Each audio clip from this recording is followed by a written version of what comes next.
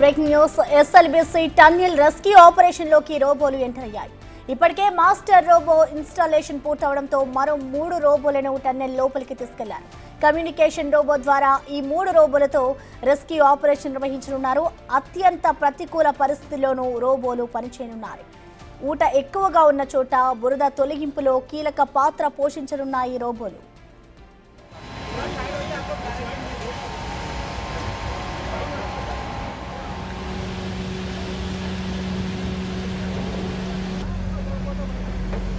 ఇక దీనిపై పూర్తి సమాచారాన్ని మా ప్రతినిధి శంకర్ అందిస్తారు. శంకర్, చెప్పండి. ఎస్ఎల్బీసీ టన్నెల్ వద్ద అయితే ప్రస్తుతం రోబోలో ఎంట్రీ అయ్యాయని చెప్పుకోవాలి. ప్రస్తుతం అక్కడ చర్యలు ఏ విధంగా కొనసాగుతున్నాయి అనుకోవచ్చు శంకర్?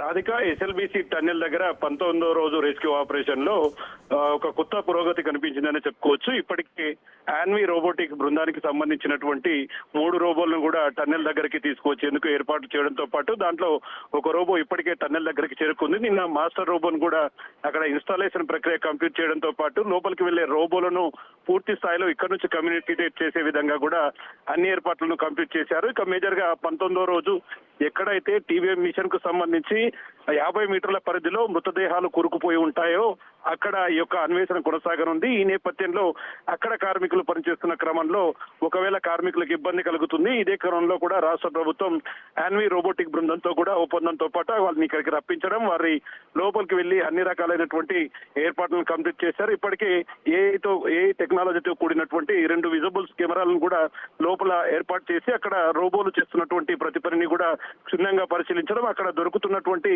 ఆనవేళ్లు ఏమైనా ఉన్నాయని గుర్తించే క్రమంలో కూడా పూర్తిగా రెస్క్యూ ఆపరేషన్ కొనసాగుతున్నటువంటి పరిస్థితి కనిపిస్తుంది. ఇక ఈ బృందంలో ఇప్పటికే అక్షయ్, విజయ్ ఇద్దరు కూడా పూర్తిగా దాన్ని దగ్గరుండి చూస్తున్నారు. దీనికి సంబంధించి రాష్ట్ర డిజాస్టర్ మేనేజ్మెంట్ కు సంబంధించినటువంటి చీఫ్ అరవింద్ కుమార్ సైతం కూడా ఎప్పటికెప్పుడు వారితో చర్చిస్తున్నాడు.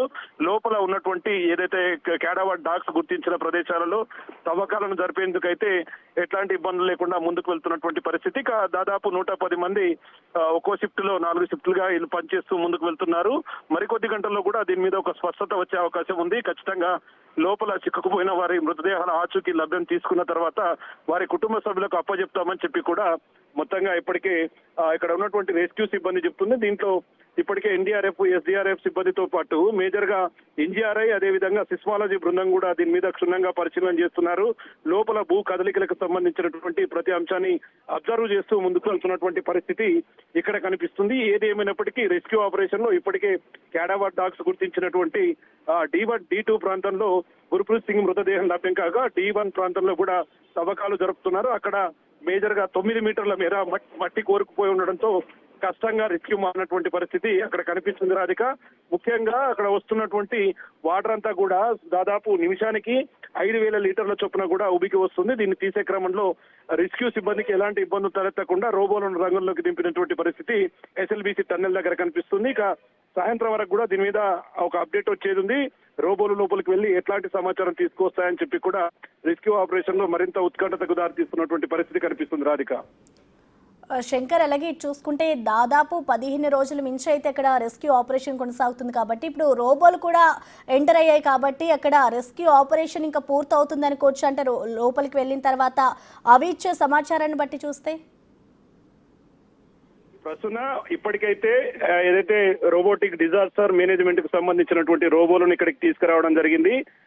దాంట్లో 3 రోబోలను ఇక్కడికి తీసుకొస్తారు కాబట్టి ఆ 3 రోబోలలో ఇప్పటికీ మాస్టర్ రోబో కూడా ఇక్కడికి రావడం జరిగింది. మాస్టర్ రోబోతో పాటు మరి 3 రోబోలను పనిచేసేందుకు పూర్తిగా ఎస్ఎల్బీసీ టన్నెల్ దగ్గర ప్రస్తుత వాతావరణం అయితే నెలకొన్నటువంటి పరిస్థితి కనిపిస్తుంది. ఇప్పటికీ ఒక రోబోను లోకో ట్రైన్ లో కూడా లోపలికి పంపారు. లోకో ట్రైన్ లో వెళ్తున్నటువంటి రోబోతో పాటు రెస్క్యూ సిబ్బంది 110 మంది కూడా అక్కడికి వెళ్ళినటువంటి పరిస్థితి కనిపించింది. ఓవరాల్ గా ఈ అప్డేట్ చూస్తే మాత్రం పూర్తి స్థాయిలో ఖచ్చితంగా ఈ రోబోల రెస్క్యూ ఆపరేషన్ లో మరో పురోగతి లభించనుందని చెప్పి కూడా అక్కడ ఉన్నటువంటి వాళ్ళంతా కూడా ఆశాభావం వ్యక్తం చేస్తున్నటువంటి పరిస్థితి కనిపిస్తుంది.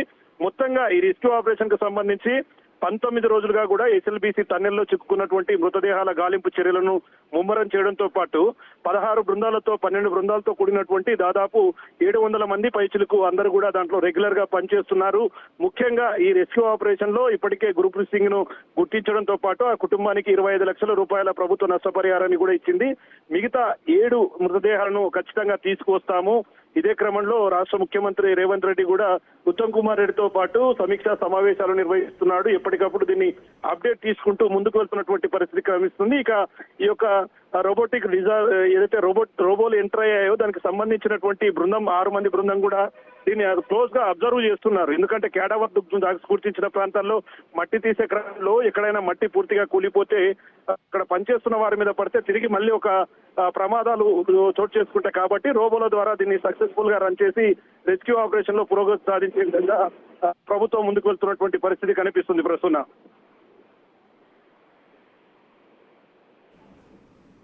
Right Shankar, thank you.